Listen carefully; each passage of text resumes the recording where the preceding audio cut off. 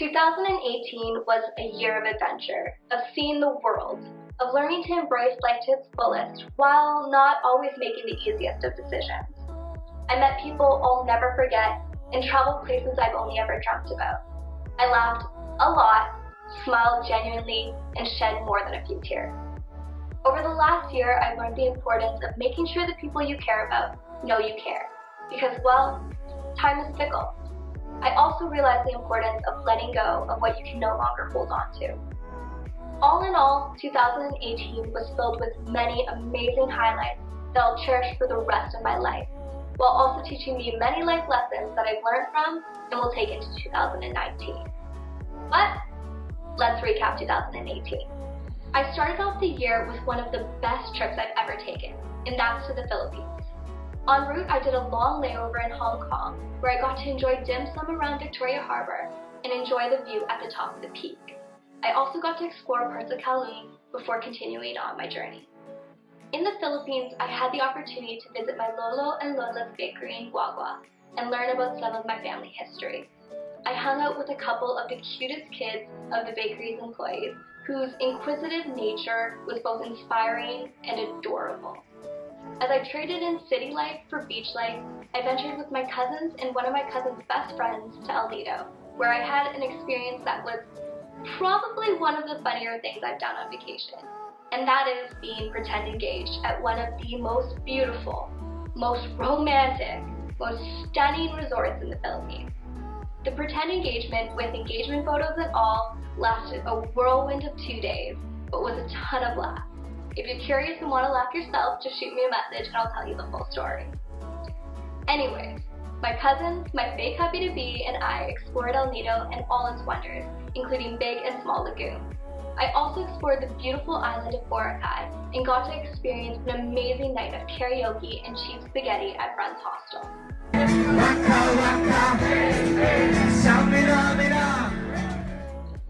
After the Philippines, I got the opportunity to go to the Grand Cayman, and I couldn't say no. So I repacked my bag and headed for the beautiful Cayman Islands. And I do mean beautiful.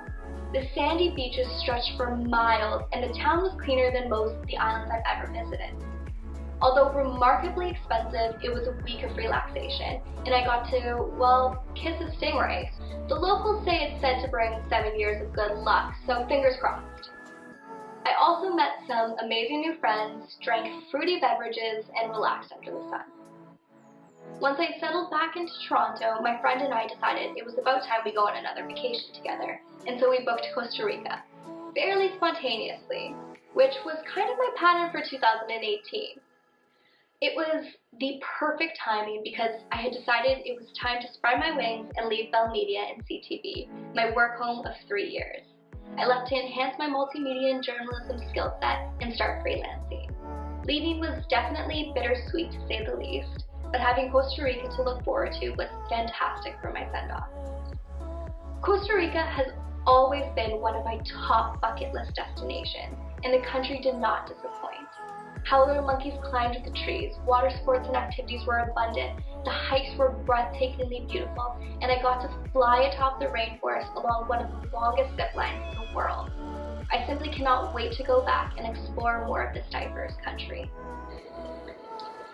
I spent the summer enhancing my media skills and learning Avid, a video editing software, from one of the top trained instructors in the world. I also was mentored by the one and only Paula Todd, who not only enhanced my investigative journalism tactics, but reignited within me a passion for investigation. I also caught up on writing and filed some of my favorite stories and articles for Holler magazine. Midway through the summer, the opportunity to go to Croatia for Yacht Week arose, so I geared up for one of the more party-esque trips I've ever taken.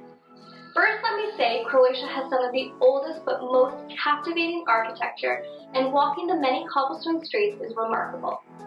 Yacht Week was filled with a ton of fun memories, including a circle wrap party and battling it out on a whiteboard splash park. I became friends with some of the most interesting individuals who are traveling the world for a year. Oh, and it broke a toe, which, after all these months, is still so deformed, but I guess will remain a permanent reminder of the crazy week that is Yacht Week. After an amazing summer of working, a spontaneous trip, exploring some of the cities and towns around Ontario, including the Muskokas, the Kawarthas, and Elora, I flew to Europe with my family. The trip was extravagant and consisted of 3 parts: the Amalfi Coast, Santorini, and Rome. Positano in the Amalfi Coast was positively dreamlike, with stunning cliffsides and steep coastlines characterizing the southern Italian shore. Unconditionally one of the most beautiful spots in Italy and arguably the world. Here I got to hike the Path of the Gods, sail to Capri, and eat gelato overlooking the picturesque paradise. As we moved on to Santorini, I got to explore the Greek island via ATV, indulge in all the delicious Greek food, and cross riding a donkey off my bucket list. Imperfections per se are what makes Santorini so uniquely stunning. Rather barren, Santorini is characterized by its volcanic geography, where little greenery grows and limited colors paint the natural and architectural aspects of the island. If you're looking for a more relaxed vacation spot, make your way to Santorini. And last but not least, Rome. The history that seeps from the city's bones is undeniable, and the ruins that lay claim to large parts of the city's streets is like no other. From the Colosseum to the Forum to the Trevi Fountain and the Vatican, all roads certainly lead to Rome. 2018 was an adventure, and if I learned anything, I learned to book the ticket, buy the bathing suit, be spontaneous, and embrace every single moment with those you love. I can't wait to see what 2019 has to offer. The 2018, thanks for treating me so well. Cheers.